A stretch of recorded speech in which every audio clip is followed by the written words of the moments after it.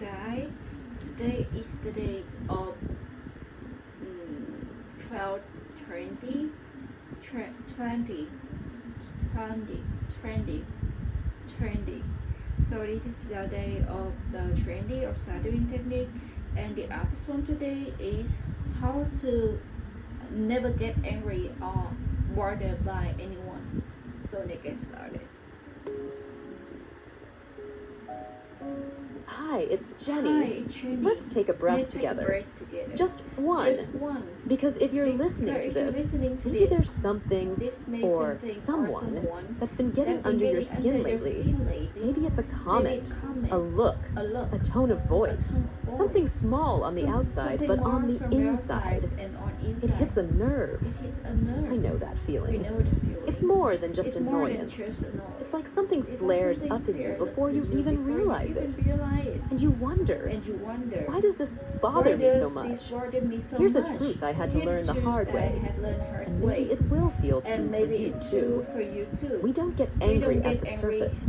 We get angry at what the surface touches. Let me explain. Someone cuts you off in traffic, and suddenly you feel invisible. Someone talks over you, and it feels like your voice doesn't matter. Someone ignores your message, and it stirs that old fear. Maybe I'm not important. It's not just the moment that hurts. It's what the moment reminds you of. That's what makes our anger feel so sharp, so sudden. And if we don't pause and notice what's really going on, we'll keep blaming the world, when the real trigger lives inside us. Sometimes we think we're reacting to them, but often we're reacting to us, to the part of us that feels unseen, unheard, unloved. That's why even the kindest people can explode. That's why even the strongest people can get bothered by something so small. Not because we're weak, but because we're still healing. And here's where language learning and emotional growth gently meet.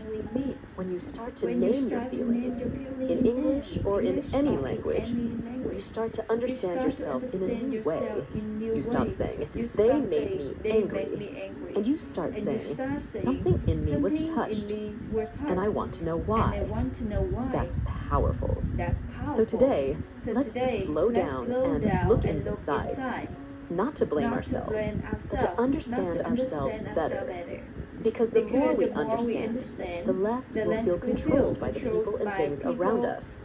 And the next time someone says something rude, or looks at you the wrong way, or forgets to reply, maybe, just maybe, you won't have to take it so personally, because you'll know it's not always about them, and it's not always about now.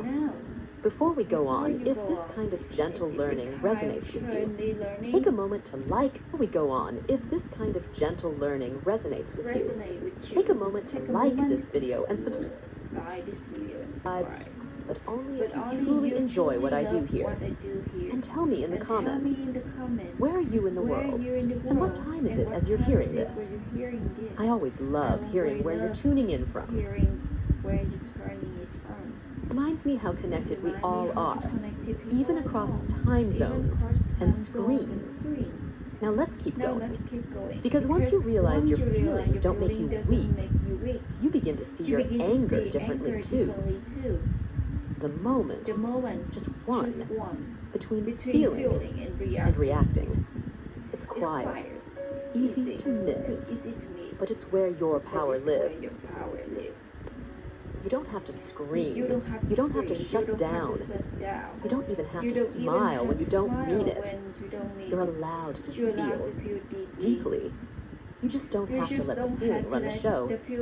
So many of us grew up thinking we had two choices: explode or hold it in. Speak too harshly or not at all. But there's something softer and stronger in between. It's called emotional space, and it begins with noticing that slight tension in your shoulders when someone talks over you. with you. That flutter in your chest when someone criticizes you. That heat rising behind your eyes when you feel misunderstood. Those are signs. They're not orders. They're not instructions. They're not proof that something is wrong with you. They're invitations to slow down, to check in, to breathe. Because you can feel anger without becoming anger. You can feel hurt without turning it into hate. It sounds simple, but for many of us, this is a new way of being. We were taught to react fast, to protect ourselves, to push back. And yes, there are times when anger is justified, even necessary. But most of the time, we just need a pause.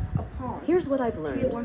Not everything deserves a reaction, and not everyone deserves your energy. That doesn't mean you don't care.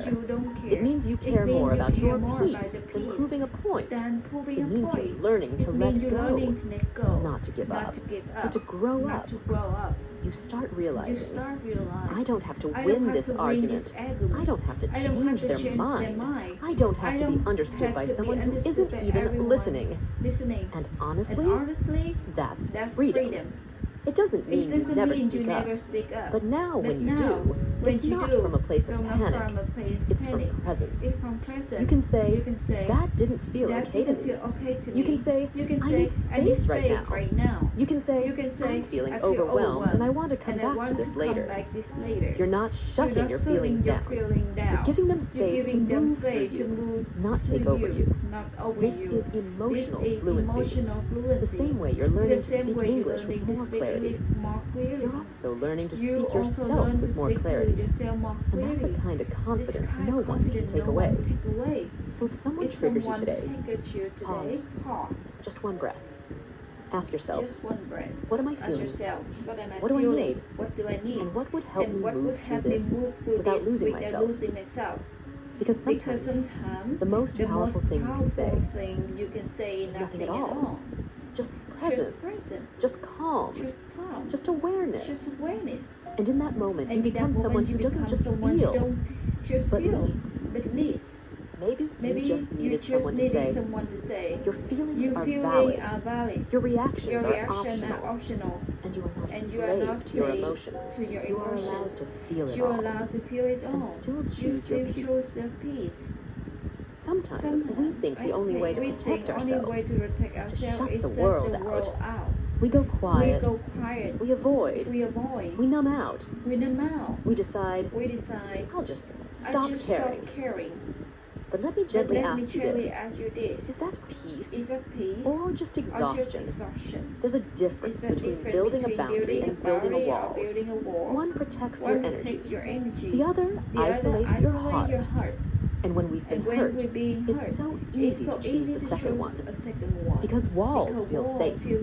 They say, no one can hurt me if no one gets close.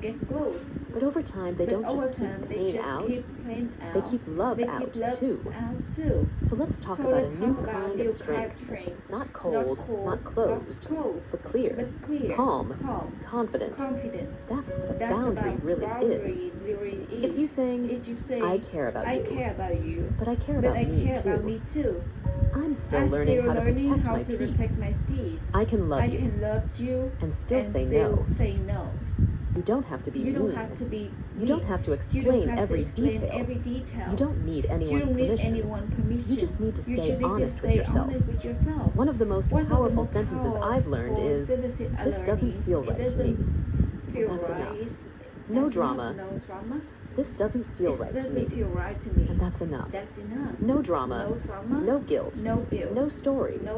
Just truth. Here's something that changed the way I show up. I used to think boundaries would push people away, but the right people feel safer around them. Why? Because when you're clear about your limits, you're also clear about your love. You're not hiding. You're not pretending. You're not secretly resenting someone while smiling on the outside. That's not kindness. That's pressure. True kindness says, I want to stay close to you and to myself at the same time.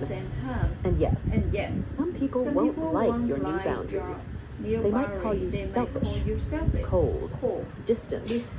But really, they're just not used to the version of you who finally puts herself first. That's okay. It's okay. Not everyone will walk with you through every season of life. But the ones who stay, the ones who respect your space, your needs, your growth, they're the ones you want around anyway. So if someone makes you feel like your needs are too much, pause. You are not too much. You're just too honest for someone who isn't ready to meet you there. And that's not your burden to carry. Here's a soft reminder. Boundaries aren't about control. They're about care. They're how you stay soft and strong at the same time. So when you feel that rising frustration, when someone crosses a line or drains your energy, ask yourself, what would it look like to choose clarity instead of silence? Because when you set a boundary, you're not pushing someone away. You're showing up for yourself. That's not rejection. That's respect. There's a moment we've all lived through. Maybe more times than we can count. Someone says something sharp. You feel it instantly. Your chest tightens. Your face gets warm. Words rush to your lips, fast and fierce. And before you know it, you've said something you didn't mean. Or maybe you've said nothing at all. But your silence is full of weight and hurt. That's reaction. It's fast. It's automatic. It comes from the old version of you. The one who didn't feel safe, or heard, or loved. And when we react from that place, we give our power away. But response is different. It's slow. It's chosen. It comes from the person you're becoming, not the person you were. Responding means you still feel the emotion, but you give it space to move through you before you act. Like noticing the wave without drowning in it. One of the most beautiful things about being human is that we're not just instinct. We can pause, reflect, choose. That's what makes us strong. Not the ability to argue back, but the ability to stay anchored. You know what's even more powerful than winning a conversation? Being proud of how you showed up in it. Here's a little practice that's helped me when emotions rise. Breathe. Label. Choose. Breathe. Even one deep breath is enough to interrupt the automatic pattern. Label. Gently name what you're feeling. I'm hurt. I'm angry. I feel disrespected. Choose. Ask. What would a wiser version of you do right now? It doesn't mean you suppress the feeling. It just means you don't let it take the driver's seat. Sometimes the wisest thing is to walk away for a minute. Sometimes it's to say calmly, that didn't sit right with me. And sometimes it's choosing not to say anything at all. Because not every fire needs your oxygen. And not every battle is yours to fight. Here's something I remind myself often. I don't want to be known for how loud I get. I want to be known for how steady I stay. And I'm guessing you do too. So if you've ever felt guilty for reacting too fast, be gentle. You weren't weak. You were probably just trying to protect yourself. But now, you're learning a different way. You're learning that your strength is not in your defense. It's in your decision. To stay rooted. To act from clarity. To respond from the part of you that isn't afraid. And yes, it takes practice. It takes patience. But it also brings peace. Because when you learn to respond instead of react, you realize no one can make you feel small unless you hand them that power. You can keep your calm. You can protect your energy. And you can walk away feeling proud, not just of what you said, but of what you chose not to say. Don't rush. Good things need roots first. And this version of you, the one who breathes before she speaks, the one who pauses before she reacts, she's worth growing into. Sometimes we think to never be bothered, we must harden, put up armor, close off. Build a colder version of ourselves, one that never gets hurt, one that feels nothing. But I don't believe that's the way. You don't need to become hard to be strong. You don't need to stop caring just to protect your peace. You don't need to lose your softness to survive this world. In fact, I think the people who are soft and stay soft are the bravest of all, because they feel everything and still choose to stay kind, because they get hurt and still show up, because they could turn bitter, and instead they become wise. When you decide not to let the world make you angry, it's not because you don't care. It's because you've learned that your peace is more powerful than your pride. There's a kind of strength that doesn't raise its voice, that doesn't slam doors, that doesn't need everyone to understand. It just stands quietly in truth. That strength says, I see what you're doing, and I don't need to join you there. I feel this pain, but I don't need to pass it on. I've been there, but I've grown now. It takes real courage to walk away from conflict with grace, to forgive without getting an apology, to let someone be wrong about you, and still wish them peace. But here's what happens when you do. You stop needing people to behave a certain way for you to be okay. And that's emotional freedom. You stop asking, why are they like this? And you start saying, how can I stay grounded in who I am? You stop trying to win arguments, and you start choosing inner peace over outer approval. That's not weakness, that's wisdom. So if your heart is still soft, even after everything, thank it. It hasn't failed you. It's protected what makes you human. You don't need to numb your emotions. You just need to stop letting them control your actions. And you don't need to be perfect. You just need to come back to yourself again and again with kindness. Because the most powerful person in the room isn't the one who speaks the most. It's the one who stays true to themselves, no matter what's going on around them. Let that be you. Let's pause here for a moment, not to rush to the next thing, to honor how far you've come, even in just this one episode. If your heart is still healing, I want you to know you are not behind. You are not weak for feeling deeply. You are human, forgiving, learning, transforming. And if something today made you cry a little, that's okay. Tears don't mean you're broken. They mean you're listening to yourself. You don't have to fix everything today. You don't have to find perfect closure. All you need is one gentle truth to carry with you. You are worthy of the love you give, even now, especially now. So rest tonight. Let your heart breathe. And if this podcast felt like a safe corner of the world, consider sharing it with someone who might need the same. Tell me where you're listening from. I love to hear your story. So that's the end of the episode today. So thank you very much for your listening and attention.